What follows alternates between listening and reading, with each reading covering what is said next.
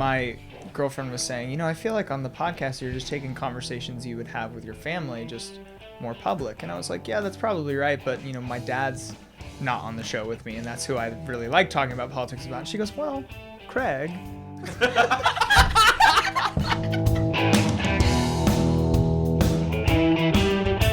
Welcome to the Georgia Politics Podcast. It is Thursday, June 20th. We are recording on Thursday. Show is releasing on Friday. I am your host, Preston Thompson. As always, have our regular panel of guests plus one today. Let's go around the room, introduce ourselves, and get to the topics of the day.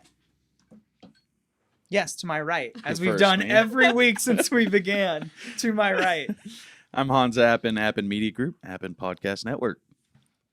I am Carson Cook. I am the editor of the Johns Creek Herald with Appen Media Group. I had not heard that title before. It's new. Yes, Ooh, congrats shiny. on the promotion. Congratulations. Yes. This is Craig Kidd, first vice chairman of the Fulton GOP and chief of staff to the mayor of Johns Creek. All right, let's get into it. So, a leaked internal poll from the Trump campaign released that Joe Biden versus Donald Trump, the head-to-head, Biden was leading by 6 percentage points in the state of Georgia. I want to preface this with a couple things just so we can get them out of the way. I don't want this entire conversation to be about the uselessness of this poll, because it is useless. It is useless as an indicator of how people are going to vote in November of 2020. So we have to pretend that it's begs an useful? obvious question. No, then it is useful in that polls can still match the current moment, and this can tell us about the current moment, which can still be useful. Does it? In our That's conversation. that is exactly what a pollster says when his poll is wrong from election day. Well, it was the correct at the time we took the poll. It just changed 2 weeks later when people actually voted. Well, yeah, That's the because exact that, line pollsters because use. that can Things happen. can change a lot of Yes, for they a can. year and a half No, that but they can't. If the moderator of this particular podcast is saying that this is a useless poll and has no relevancy, and that's how you introduce it, why are we talking about the poll? It's not. It's useless in predicting the outcome of the 2020 election. It is useful in telling us about the current moment and the state of play in Georgia right now as we enter in to the Democratic primary for presidential election, which is what we're supposed to talk about, Craig. It's also arguably useful in talking about the state of the Trump campaign. Yes. I would have to see were the crosstabs made public by this internal poll? No. Well, then Just the top lines. I'm wary of talking about it. I'm with Craig on this one, but I'm all game for pretending that it's useful and let's have at it. Well, So I saw on his prep show his notes there that he was going historic here. He was talking about 1976 and Texas and South Carolina. So let's talk about 1976. I'm all over that. Well, Just as relevant as this poll. I did note in my notes here that Georgia most recently backed a Democrat in 1992 with Bill Clinton the first time. Thank you, Russ, bro. And the last Democrat, and thank you to Del Muller, right? Had a little bit of a hand in that as well. It helped. The last Democrat who carried Georgia, South Carolina, and Texas together, which this internal poll showed Biden leading in all three, was Jimmy Carter in 1976. Mm-hmm. So let's find a way to talk about how this poll matches the current moment. Does this say more about Joe Biden? Does it say more about the Democratic Party? Or does it say more about how Trump is losing support in the Southeast? Do you think Biden's 7 points more popular than Donald Trump in Georgia currently? It's really tough to say. I mean, so Trump carried the state by 5. Yeah, sure. So that's we'll call it a 10-point swing in the opposite direction over the last 2.5 years. His approval rating has dropped 10 points since he was elected. I don't think it would be totally unheard of, but you're asking a lot of voters to vote for Joe Biden and Brian Kemp, essentially. Because Brian Kemp, Stacey Abrams went 50.1 to 49.8, something like that. So you're asking you're asking 3 or 4% of voters to vote for the Democrat who also voted for Brian Kemp. People are always more popular when they have nothing to do. Joe Biden has no responsibilities right now. He has no purpose. He has no power. He's not in a position to upset people other than the liberal elements of the Democratic Party, it seems. But when you're not in a position making decisions, your popularity does tend to increase. It's why ex-presidents are always more popular than when they were presidents. And I think Joe Biden is relishing that particular aspect.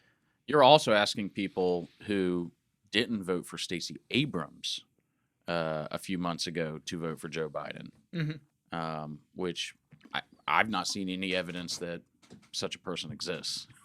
He's doing a rose garden strategy without being in the rose garden. It's a novel approach. I'm not sure Walter Mondale did that in 1984, but he's trying to reestablish himself as I am relevant. I have power. I will continue the Obama years, but I actually can't do anything right now, which is why that popularity is going up, or at least is stronger than Trump right now. The other reason I wanted to talk about how much this poll can tell us, and it can tell us very little, is we have yet to see a what? Why are you shaking your head at me for?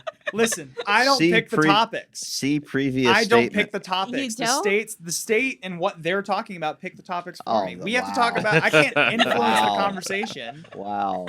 That's like oh wow, I can't even come up with an analogy there. That's crap. Then that means I did a good job. Anyways, we have yet to see the president make a campaign swing in the way he did in 2016, where he was just going to talk about taxes and judges. Now that happened. That happened in the election. That is currently not happening right now. And that influenced the numbers a good bit, because there were several people in his party that, for all of the traits about his personality, bit their tongue because of taxes and judges. So he's going to hit the trail and say, I gave you taxes and judges, or I took away taxes and I gave you judges. And that's going to influence the head-to-head numbers that we see right now. So we're not seeing the actual candidate Trump run against the actual candidate Biden. And Biden, of course, will change his tone if he's the one who emerges from the primary, and he'll run further towards the middle after that. Campaigns have an effect. That might sound trite, but you know, 18 months out, Ed Muskie was crushing Dick Nixon. Jimmy Carter was beating Ronald Reagan. Even Walter, I looked this up. Even Walter Mondale was beating Ronald Reagan at this point in hypothetical polls. Everybody in this room knows the disaster known as Michael Dukakis.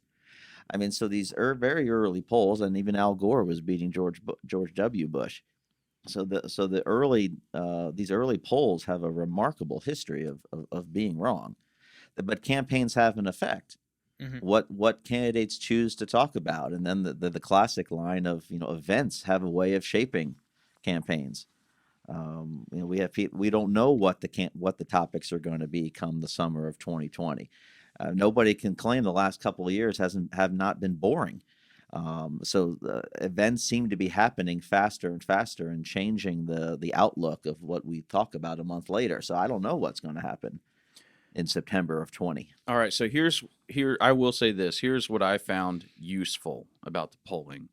And that is not that Joe Biden is leading Donald Trump in a head-to-head by, what'd you say, 7?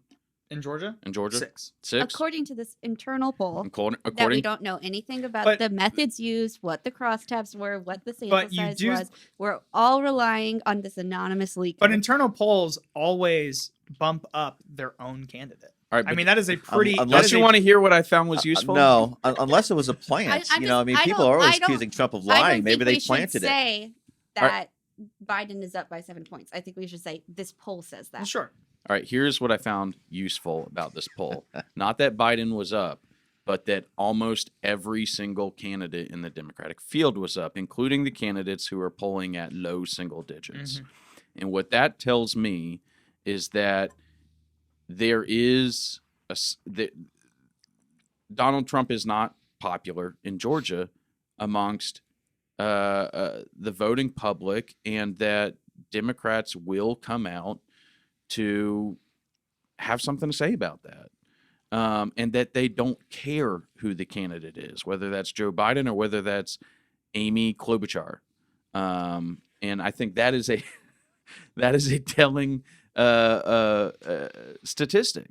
And yes, the numbers are going to begin to even themselves out over the course of time and as we get through these debates. But I think right now what should be scary to the Trump organization is that not only is he going to get beat by Joe Biden by 6 points if the election were today, he's going to get beat by Beto O'Rourke by a point in Georgia if the election were today. And that's what should be alarming about this poll. in my opinion. Also, the pollsters, Carson, I take your point, but the pollsters are very reputable in their own party. I mean, they've been hired by every presidential candidate of the last however many years. So they're not people he picked up off the street. They don't do this the wrong way. Well, didn't Quinnipiac also echo very similar polls to what these internal polls came out? There was one. I don't remember who the pollster I don't was. think it was as But I bad. mean, then there was a poll that came out a couple of days ago that showed him tied in certain Trump tied in certain Rust Belt states and, Sure. and in Florida. So I mean, we are sort of having a poll war. But getting back to Han's point, I think there is an extreme chance that this becomes a generic D versus a generic R kind of race. Which, if that's the case, I'll take that. I will take that, and I think that will lead to a Trump victory in Georgia and a David Perdue victory in Georgia, and hopefully some down ballot as well. I don't agree. There's less of a chance of there being that the Democratic nominee will be irrelevant than there is to this being a generic R turnout. Meaning, I do think that whether it's Joe Biden, Elizabeth Warren, or Beto O'Rourke, and I'll just use him since we're in the Beto room. I do think that will have an influence. I do not think that Elizabeth Warren or Cory Booker are a stronger general election candidate than Joe Biden. I simply don't. And I think you'll see that change here in these suburbs. Save that one for another day. I know. Yeah, Push no, back we on should. that. We can do a whole show on that. So let me ask you this, Craig. Let's assume for a second that the head-to-head poll is legitimate. That's currently what the state of Georgia, what the race in Georgia looks like. Okay. Does that mean that Teresa Tomlinson is up by 6 points on David Perdue right now? I think it would be not 6, but I think it might be pretty darn close. Yeah, like 4 or 5. You think David she's Perdue up? has very I could be. closely aligned himself with. And that's what the I'm- president. No, Yeah, that's what I'm getting at. I agree. If we're working off of that presumption Mhm. of that hypothetical, then yes, David Perdue would be in very serious trouble. Mm-hmm. And he has shown no sign of running away No. from the president. So I think he's going to run that direction and hope it works out. Come And hell but or I high do water. think That's what he's running. I do on. think, like we've all mentioned, the closer we get to election day, the closer it gets to a D versus R, because he will come back and talk about taxes and judges. It's rare that I defend the president on anything, but he fired the pollsters after they leaked this, and everybody's got their arms up in the air. And there are sometimes, as a presidential campaign, when you leak internal polls, when you want to push some sort of narrative, I don't understand how this would be a narrative you'd want to push. So I would be pretty upset at the people that leaked this too. That would not make me happy. There is a very plausible explanation for why he would have leaked this. This is it. Okay, Sure, it's a plan. that is an unbelievable double fake. Well, it's a plan. He raised more money in the first 24 hours of his, I guess, official reelect campaign announcement than Right- any other candidate in the history of the country. So Rightly or wrongly, Donald Trump has been accused of being the most duplicitous politician since God knows when, of lying about everything. So the idea, if you frame it in that context of him planting this poll to excite his base and to raise money, is not that far-fetched. yeah, I buy it. So I'm actually surprised more people aren't considering that, considering they've spent the last 2 years calling this man everything under the sun. Not me. That I could- buy it. It's just- And again, you know, Again, that's why you can't trust internal polls. again, I've spent a lot of time recently reading about the 2004 presidential election, and you know, maybe we can't compare this poll to an exit poll. These exit polls at the time had John Kerry crushing W. Bush, and everybody from 4 o'clock to 8 o'clock were talking about how Kerry was the next president. Go back and watch it. At 7 o'clock, even the guys on Fox News were all depressed because all these polls were showing that Kerry was going to lose South Carolina by a point. And they were wildly wrong. And maybe that has skewed my opinion about polls and the fact that we don't have to go too far back to 2016 showing the showing polls. The polls that came out like a week or two before 2016 were not that far off. I mean, Hillary Clinton They- won by 4%. They were on the national front, but if you went state to state, if you looked at the state polls in Pennsylvania and the state polls in Michigan and which Wisconsin, were within the they margin were- of error of going the other way. Yeah, but there's only so far you can push the margin of error defense. I mean, every close election is within the margin of error. But like I said, so the polling thing is it forces us to be skeptical. Okay, let's move on. Congressmen and women on the national stage are divided on impeachment, but in Georgia, Democrats, all of the sitting Democrats have yet to come out in favor. No sitting Georgia legislator has yet to come out in favor of impeachment. Let's get into some of the differences that we're seeing at the national level and the local level. Lucy McBath was asked at a town hall if she supported it, and the best word I can use to describe her answer is a punt.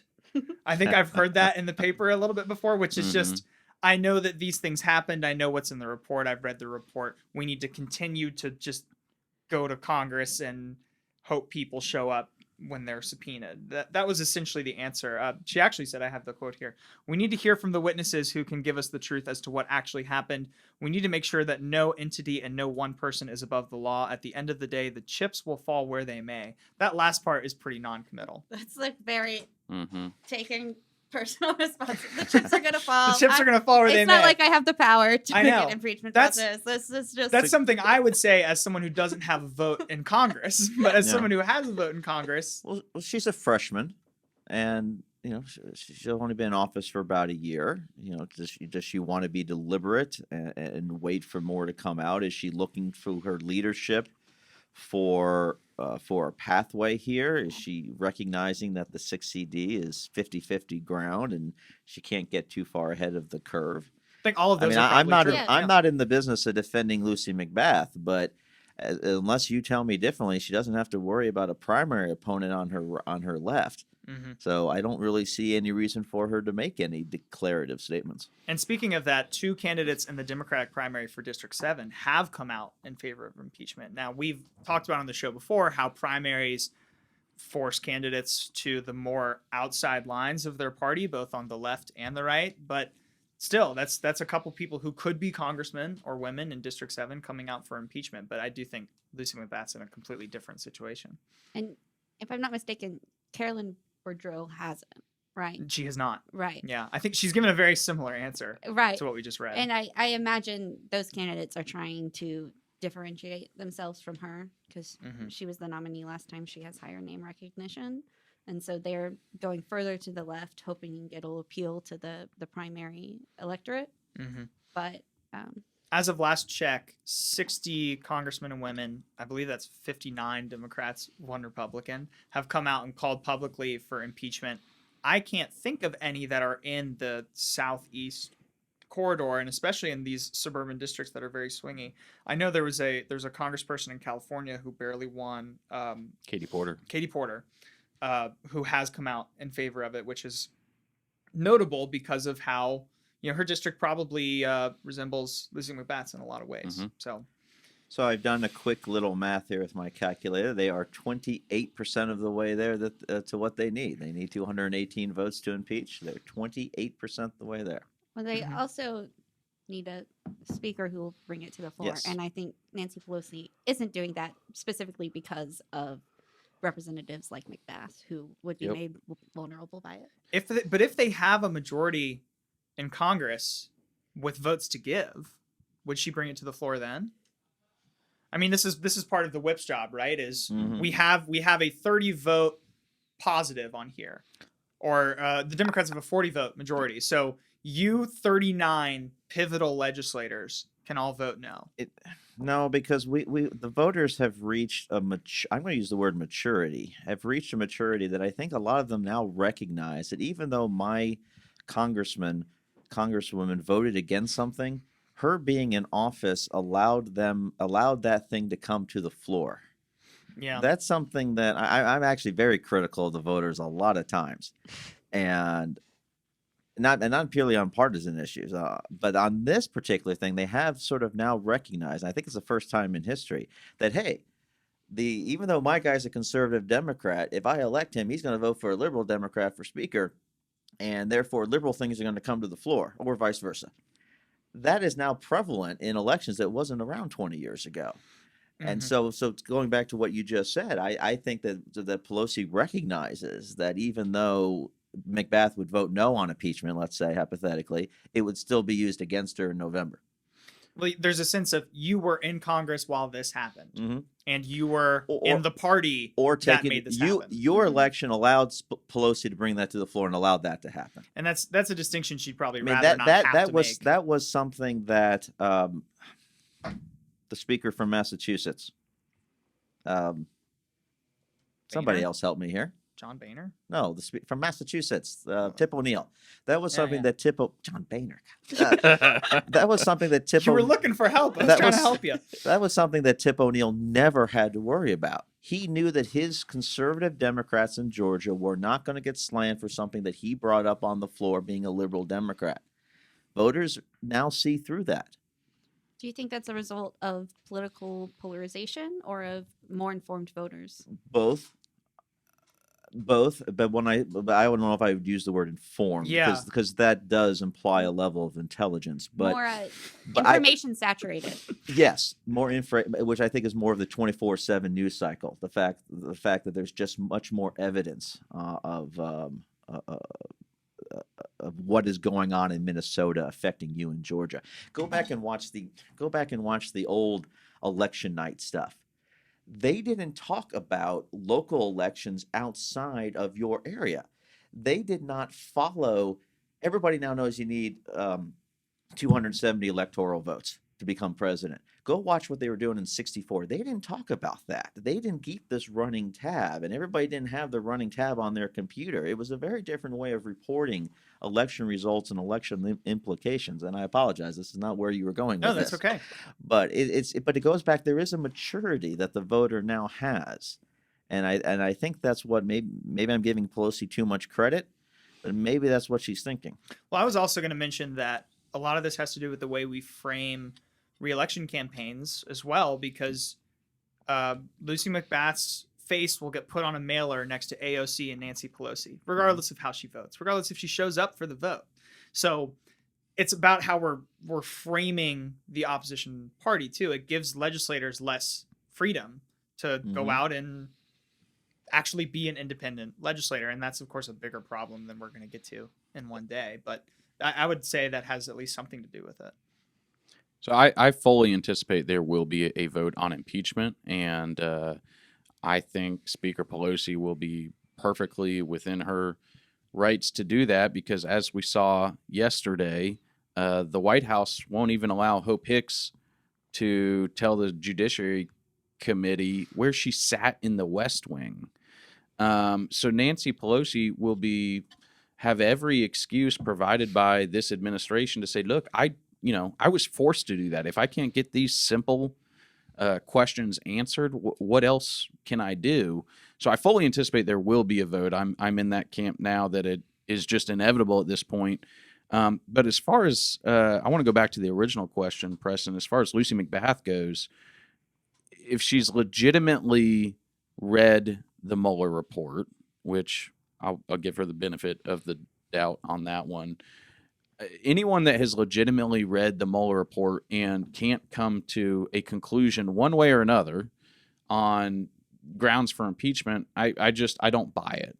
There's Well- enough in that report to base an opinion and come to a conclusion on impeachment, in my opinion. She said we needed to continue investigations, which I think is the conclusion most people would come to after that, or at least most Democrats. Yeah. But to your point, if continuing investigations then becomes impossible without impeachment, it Sure. does put the Democrats in a bind. Mhm. But, there are a lot of legislators on the other side of the aisle that have not come to the conclusion that you just laid out. So I wouldn't be so easy to throw that if she had just read it, she would know.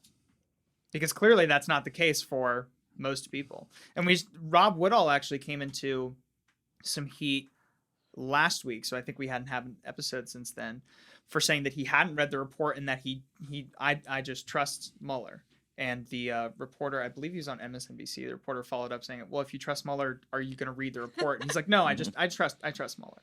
And Mueller would have brought a prosecutorial decision, but I trust him. He said, well, he Mueller explains. explicitly said he Yeah, wouldn't do that. he explains why he didn't bring a decision in the report. And he says, oh, well, I just trust him. So he floundered on that answer. So maybe that is starting to happen on the other side of the aisle. But That's kind of my point. Anybody that has actually read the Mueller report would understand that Bob Mueller pretty expressly said that this is on Congress to proceed with impeachment hearings.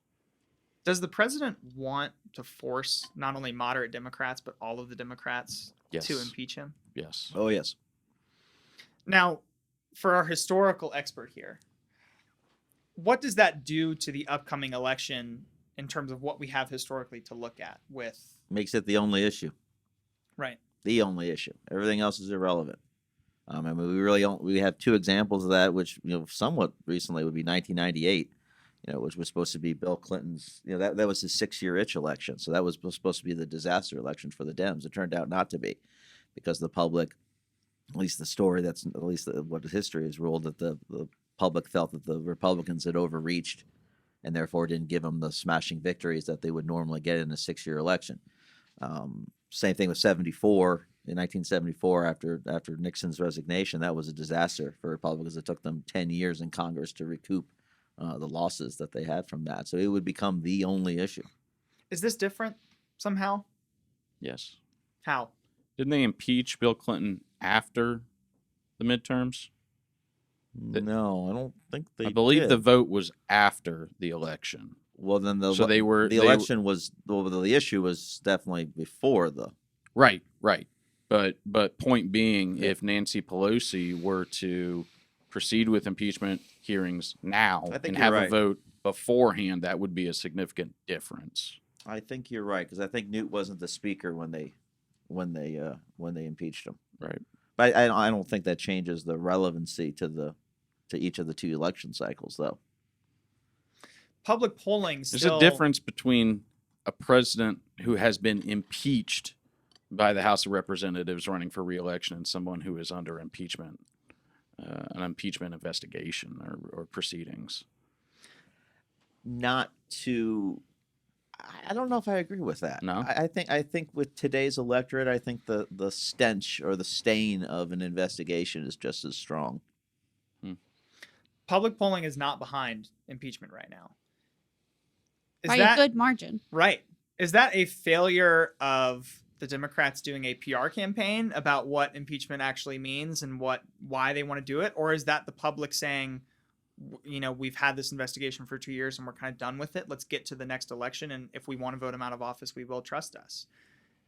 I think the public polling reflects that sentiment for the simple reason that Speaker Pelosi and the DNC as a whole is shying away from impeachment. If Nancy Pelosi were to announce today that she's going to proceed with impeachment hearings, you would see that public polling dramatically swing, in my opinion. So the people who are saying no are doing it simply to Right. support Pelosi. Mm-hmm. I don't think so. I think that might be the I case for the congressmen and women. I don't know if that's the case for the public. I do think if It's similar if to Joe Pelosi Biden polling. and What's the Democratic center came out strong for impeachment, I do think that would move polling numbers.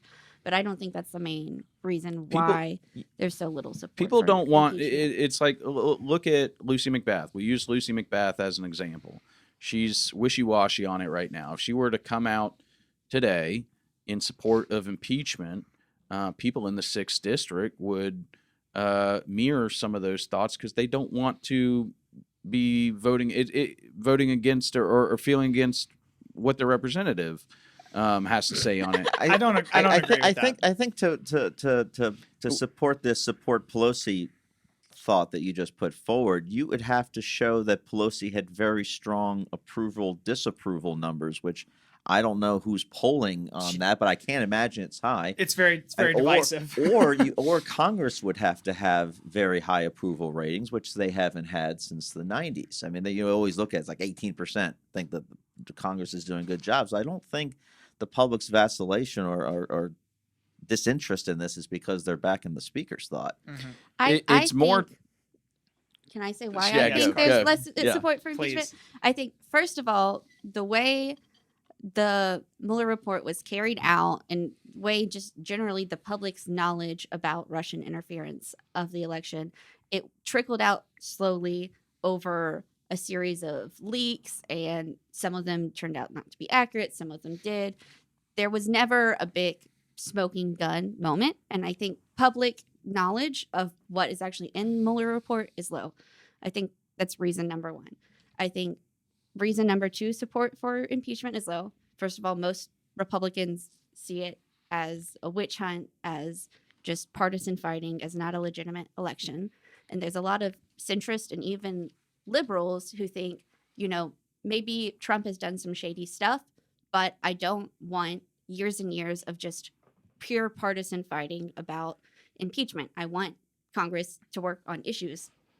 If I could intercede, because I think she makes an excellent point on the first point, because and I can use a local example to buffer that.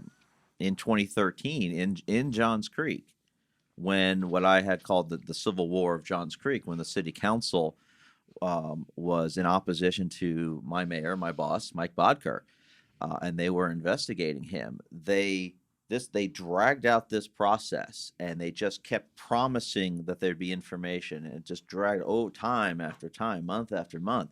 And by the time it got there just wasn't a lot of meat on the bone that was clear. And it kind of returned the electorate from interested as like, okay, we wasted all this time on this. And I just think you do need that smoking gun, and it does need to be a lot of clear red meat. And I think that's just, the district attorneys would call it, sort of the movie influence there. You got to have the clear villain with the clear weapon with the clear DNA. And if you don't have that, then the public is just going to lose interest, and possibly lose faith in the process, which is what happened in Johns Creek.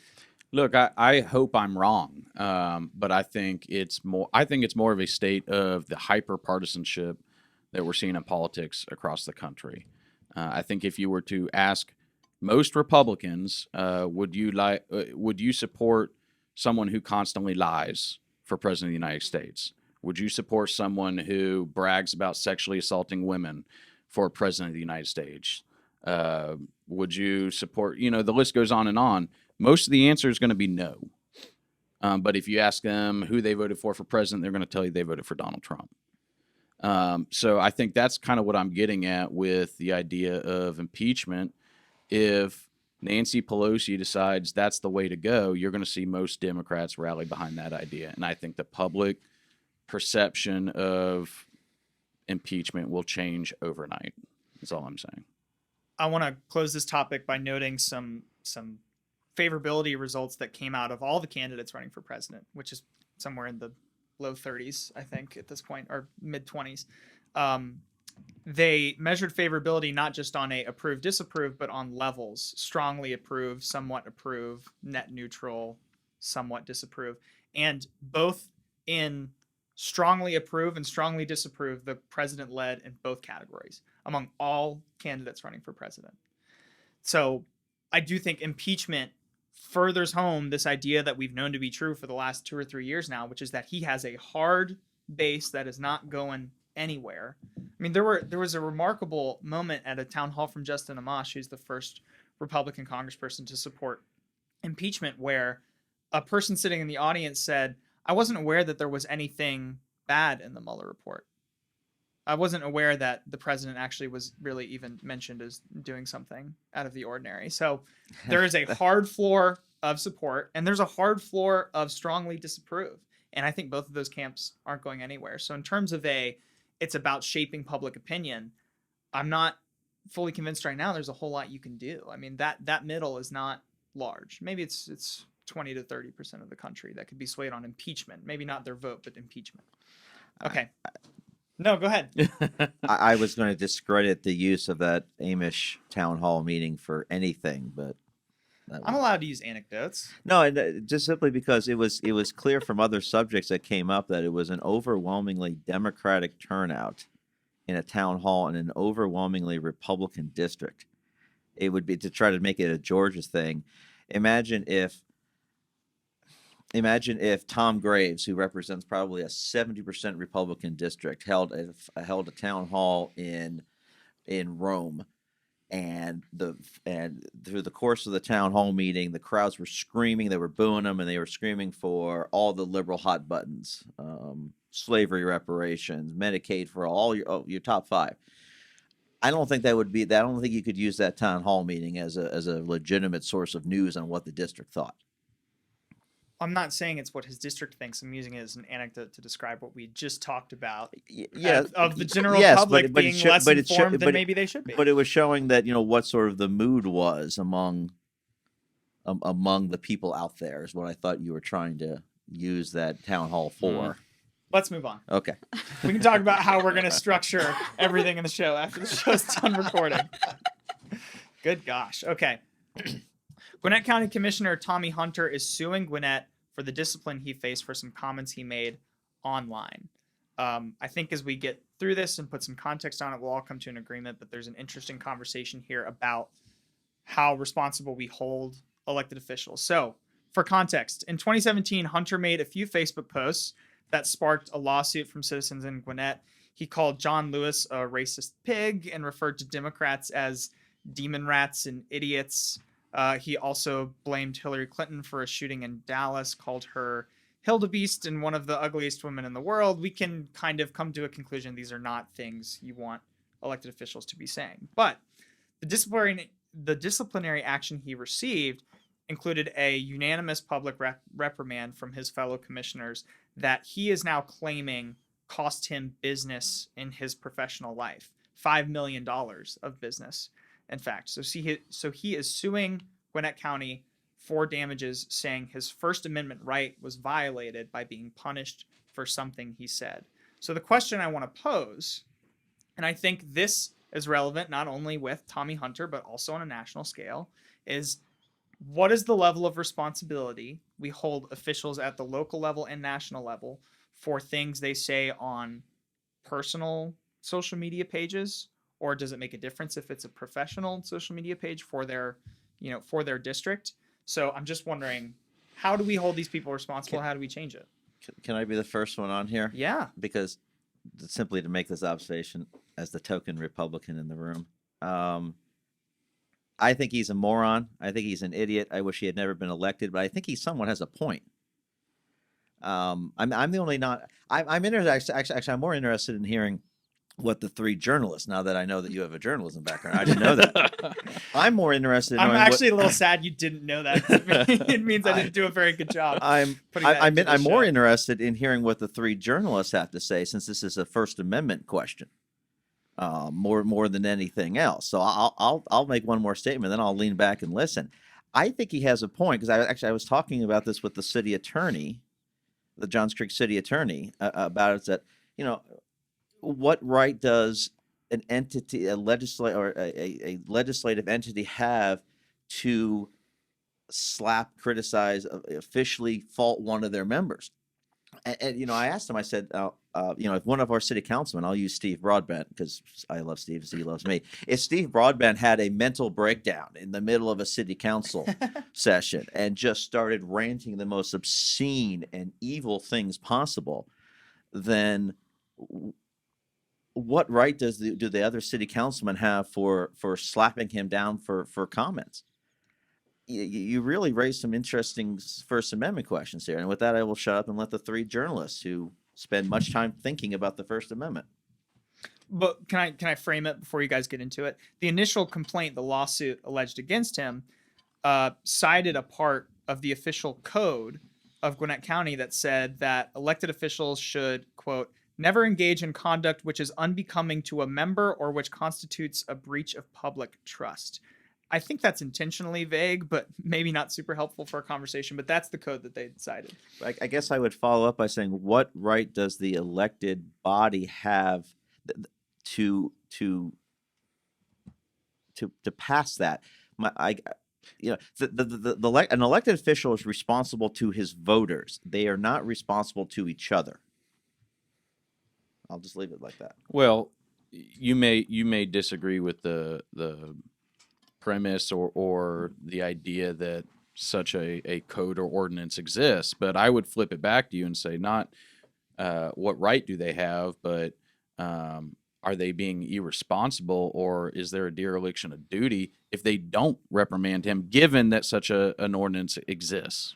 They can reprimand him maybe on a personal basis, but having it be an act of that body is a different thing. So I'll go back to the Broadbent example. So Broadbent has a mental breakdown and does his thing. then Stephanie Andres can say on a personal level, I disagree with everything about that, and we need to go to a hospital. But should the other 6 vote against him on an official executive document? What's the harm?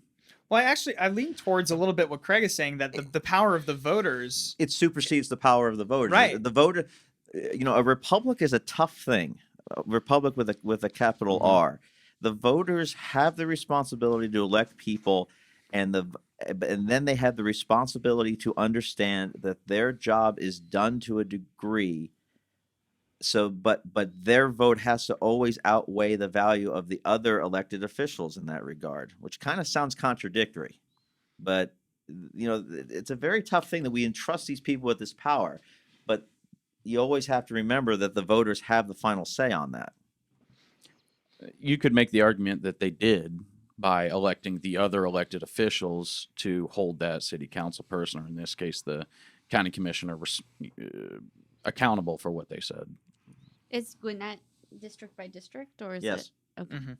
And is he still sitting? Yes, he is. Interesting.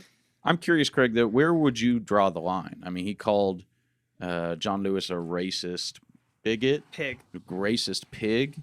Would you be saying the same thing if he had called him the N-word? Yes. I think. Would you be saying the same thing if he had threatened John Lewis's life? I didn't expect that I'd be the one civil libertarian in the group, in a group of 3 journalists. No, and that's why I prefaced my initial comments that I think that he's a moron, and I'll even use stronger words if allowed. I wish he had never been elected, and the guy's just a complete and total idiot. But let me phrase it this way. I have heard those same comments about the elected officials that he had made from members of the public. So, as much as it is a terrible way of saying it, it's not like he was completely. You can't say there's not a different standard for an elected No, official. there though. is a different standard. There is a But different standard, The power rests with I'm the not- voters. and I'm not defending him. Like I said, I keep reiterating because I don't want anybody here to say that I'm a defender of this guy. He's a scumbag. No, none of us are. But, But- it's a more interesting question than that. Yeah. But yeah, I mean, there are some deeper issues here. But again, it falls back to the voters. Yeah, the voters want someone who says that to represent them. and I think Right. they decide the standard of conduct. I agree. That's why they also voted for the other members of the Gwinnett County Commission to But they hold. didn't. do If that? they, Well, they they only only- vote for their district. I mean, if we really want to get super technical here, they only voted for Charlotte Nash, the chairman. Mhm. I mean, if you really want to get into it, I mean, I would turn it both ways. He has the right to say it, but then I would also say he doesn't have the right to sue the county for $5 million for defamation of character. You can't have it both ways. If you're going to be defended, you use your office to say, well, they can't stop me. Then you can't turn around and sue those same people if they do slap you. Well, they took an I official- think he will have to- Another They took an official action as a body, though, to Mhm. reprimand him that he's saying affected his business life. I think he actually has somewhat of a case because he's not saying X person said this and now I'm suing them for defamation. It's a body that voted. And the same point that you made earlier. I know. can I ask $5 million another is a lot of money, though. Point- lot of money. point of information? Sure. Was this a public Facebook page or was this his personal private Facebook page? I Could constituents see what he said? I believe so. Yeah. Oh, I it was believe it was definitely a public. public page. It was Okay. definitely public. So that I think if you had asked it, was it a personal page or his page as a representative? Because this is what we get into at the state level down at the Mhm. Capitol too. I think that's a little different, but I believe this was his personal page that was public to everybody. Okay. So there's like a weird hedging of bets there, but I'll I say believe that's right. I'll disagree with you. I don't think he has much of a libel case. It's been a few years since I took mass communication law and ethics, but I remember in libel laws, there's a thing that it has to damage your reputation, and if what something said about you is just about your own behavior, and that something you have already demonstrated about yourself, and in this case, time and time again, then that's not grounds for libel. That's which, a good point. Given that they were just commenting on things he said himself on his own Facebook page, I don't. Again, I'm not a legal expert, but to me that doesn't fit with my understanding of libel. He would have to argue to the court that being reprimanded somehow went beyond the comments he was already making Exactly. in public in a form of defamation. And That's I a don't good think point. that's a very strong case. And as far as the First Amendment protects your right to say what you want. It doesn't protect you from your consequences. So that's what I'd say about that. And the consequences are pretty clearly laid out in Gwinnett County's. It's not clear. It's a pretty vague. Yeah, it is a pretty vague standard thing. of conduct. I mean, But it's never there, engage that's in the- conduct which is unbecoming to a member, or And which if constitutes a breach calling- of public trust. If calling John Lewis a racist pig is not unbecoming, I don't know what is unbecoming. So I think it's interesting. It's, mean, it's unfortunately unbecoming is a word that has lost a lot of its meaning over the generations. I think it meant more back in the day, outside of the military. I don't know. I also think it's important to note that the other members of the commission, the action they took was essentially equivalent to a censure. I mean, there was not a monetary fine that he could sue to get back or something like that. There was not a punitive measure beyond essentially a non-binding resolution of this is what we think and we want this in the public record of this is what we think. If they had removed him from office, I think that would be a completely new set of standards that would we be have different. to go back to. Yeah. All right, let's close this week as we do every week with talking about what we are watching. I will start off and then we'll go to my right. On July 1st, the jet fuel tax returns and starts charging Delta to the tune of $40 million and other airlines that operate in the state as well. Last time this happened, an executive order from the governor got pushed through to temporarily reinstate it back when I think it was held up because of Casey Cagle and his relationship with the NRA and a whole thing we can get into. But I'm wondering if the governor takes some sort of action to temporarily put this forward. He has already noted that he's frustrated, I think to say the least, with the Senate and not getting this passed as a standalone measure. I would expect it's going to come up in the session, but I'm curious to see if we see any public statements after it goes back into effect July 1. Hans. All right. I'll go next. I'm going to use my time to take you back in time 101 days ago. And y'all may not remember this, but that was the last time that the White House held a daily press briefing. 101 days is a record. It's the longest time in modern America. Since there were press briefings. Since there were press briefings. And I think people aren't taking this as seriously as they should. This is a dereliction of duty, in my opinion. This is every American. Now that's a strong term. Talking about the term unbecoming. Every Dereliction of duty.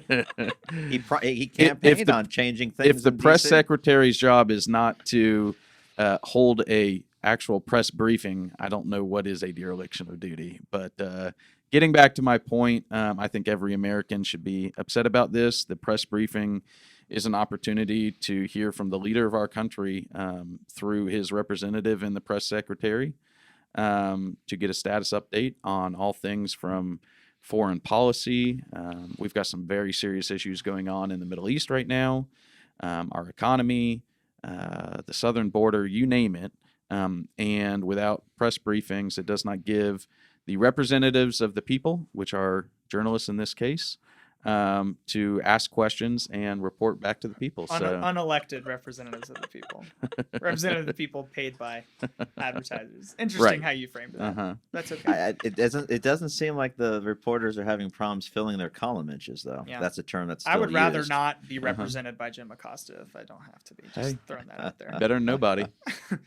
Do we have an acting press secretary right now? I don't Sarah think so. Huckabee Sanders has left. I'm sure I think there so. is. Future governor of Arkansas, Sarah Huckabee. I don't know. There hasn't been a press briefing to announce who that acting person is. All right. State Department's Carson. still holding briefings if you want an Iran update. And NASA. Yeah. You can go see any of those. And what's the value of a press briefing if They're they're just not gonna honest? lie the whole time. It's a valid point, but I'd rather have that than nothing. Very touche. I don't know if I'd rather have that than nothing. Eh, I don't want I- a representative of the White House making people sitting at home believe You could- a certain thing that's not true. Well, then the onus on that is on the journalists and the news organizations they represent. Okay. And you can make a valid case that they're not doing their jobs when they don't represent what's happening in this press press briefings accurately. But right now, the onus is on the White House for not having them at all. I think we could do a whole show on this particular question. I think it could be entertaining. Maybe we should. Might be better than the show we I just think did. we should, because you get somebody in the room who's not a journalist or a publisher, and I think they could have a very different opinion on Well, it. I think have it some could be very different entertaining. opinions than Hans, so Yeah. I don't even know that you have to. Well, have at it. Go on. Well, I think access between the president, or really any government and journalist, is very important. Access and transparency is important. We agree so far. Press briefings are just one avenue of that access, One and method. I think in this current administration, they're not a particularly effective Mhm. avenue, and they're essentially pseudo events. So I think the lack of, I'm not saying there should be no press briefings, but I think the lack of press briefings is probably systematic of a greater issue of lack of access and And the transparency. president himself has been relatively accessible when it comes to interviews and Yeah, he just did an I interview with mentioned it ABC. before. The House Judiciary Committee is, according to the White House, not allowed to ask Hope Hicks where she sat in the West Wing. So if Congress isn't allowed to ask questions and the media isn't allowed to ask questions, who else are you saying? No, I'm saying the media and Congress should be allowed to ask questions. I'm just saying that doesn't always take the form of a press briefing. An executive privilege is a legal term with a very long and entertaining history. So there's a legal reason for refraining from could that have a answer. We could have another show. We on could have another executive show on privilege. that, and which get I us would out of here. which I Carson. would Get us recuse out. myself, because I don't know. Okay, I'm you not said a something lawyer. at the state level. You said something at the national level. I'm going to take it local because that's what I cover. I'm watching vaping. Most of the cities and counties in our our coverage area and beyond have passed some sort of ordinances regarding vaping. I know Johns Creek Damn right. passed some changes, but there's a zoning ordinance that has not been decided yet. So, and there could be some movement on the state level. I talked to Representative Angelica Couch about it recently. So I think it's going to be a hot topic in North Atlanta and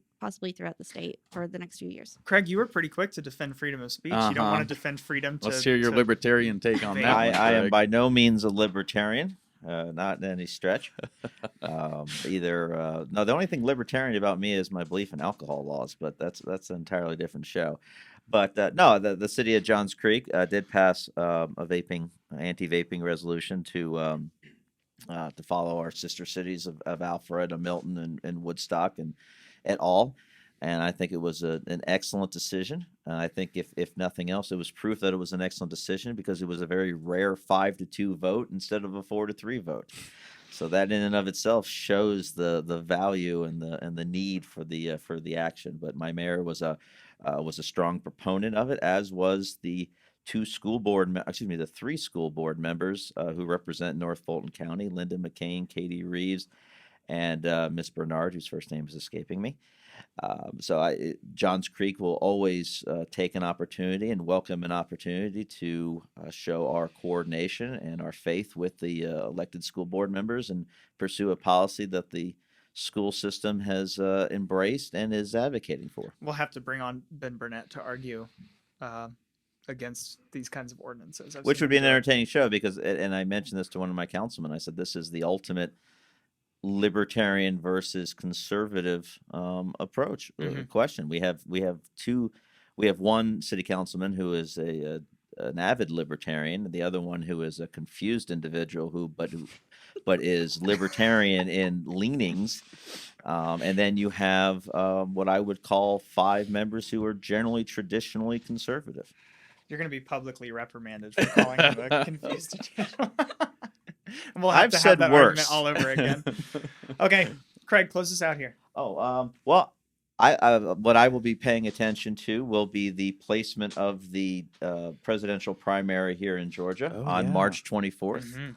How that will affect the race, where that placement means, and how candidates campaign, etc. It is about halfway through the roster, through the list of states, but since I believe that this will be a hard-fought, bare knuckles to the last round kind of campaign, especially since Democrats have the proportional delegate allocation rules that we Republicans do not have. I think it'll be quite entertaining, and I think it could put a position in prominence for Georgia. I'm also looking to see if the local Democrats, if they do push the idea that this puts more praise on Georgia, or more attention, on Georgia, does that mean that they'll leave poor Brad Raffensperger alone and stop calling him, calling foul for him being derelict in his duty, which they have already done? But I recognize that that's Nikema Williams' job, even if it's not true. We mentioned Zell Miller earlier in the show, moving the primary up to Big help impact. Bill And, Clinton about, that's these the dates history. are important. That's the history of the 92 election. Zell Miller saved Bill Clinton, even if it's not true. That's what the books say. Did you have so- something else you wanted to plug? Oh, yes. The Johns I'm not your Creek. mother. You can remember I know. these things. Well, I didn't. The Johns Creek Cricket Association. I have a hat here. The city of Johns Creek is very proud to announce that we opened up the first in the state cricket batting cages at Shake Rag Park. Cool. 3 of them, and we had a ribbon cutting and some live demonstration of cricket. It is a sport that many Americans know absolutely nothing about, and I will throw myself into that. I think that this is the first of many steps that will show that there will be a growth of cricket in Johns Creek, both in material and in support measurements. And I know the city of Johns Creek supports this wholeheartedly, as does my mayor. And I think that this is the first. I think we're going to have a lot of good cricket in Johns Creek. And my son, my 8-year-old, he threw his first cricket ball. Nice. I was That's very cool. proud of him. He was very brave. He did it because it's not just like throwing a baseball pitch. Right. I mean, you run up there and you get the full Yeah. arm into that thing. And it was a bad pitch, but I was very proud that he threw it. He said the ball was very heavy. It's about the same size as the baseball, but he said it was very It's closer heavy. to like a croquet ball. It's like Yeah, it's pretty but weighty. I was very proud that he was able to do it, and I call it a bad pitch, but I mean, it's an entirely different way of moving your body. I mean, you're running up there and you get the full arm into it. It's not like a baseball pitch where you're starting in a stationary position. I know we have to close, but what are the practical differences between a cricket batting cage and a baseball batting cage? You mean in this particular case Yeah, or in general? yeah. We do not have the automatic bowling, which is the cricket word for pitching, the automatic Sure. bowling machine. So you actually have to have someone bowl the ball to you, throw the ball to you. Sure. I'm told that that's coming, but I really don't know if that's true. It'd take a while. So you do actually have 2 people there. So that's probably the most practical difference. Okay. It's longer. I don't know enough about cricket, but Enough the space for a length run-up. the Look length up is for more definitely longer. information in the Johns Creek Yes. Herald Yeah. in the Oh weeks to come. yeah, Nice nice little plug. plug. Yes. Okay. Yes. Does a network host this podcast? I kind of forget sometimes. yeah. Oh, okay. You do a thing besides come on my show? Yeah, sure. All right. Well, that has been our show for this week. Preston Thompson signing off for your host. Follow us on Twitter at GAPoliticsPod. Subscribe and share it with your friends. Look up the YouTube show so you can see all of the nasty faces people made at me during our conversations this week. And we will talk to everybody next week with hopefully a special guest that we will announce on Twitter. So stay tuned for that. Thanks for listening. Goodbye.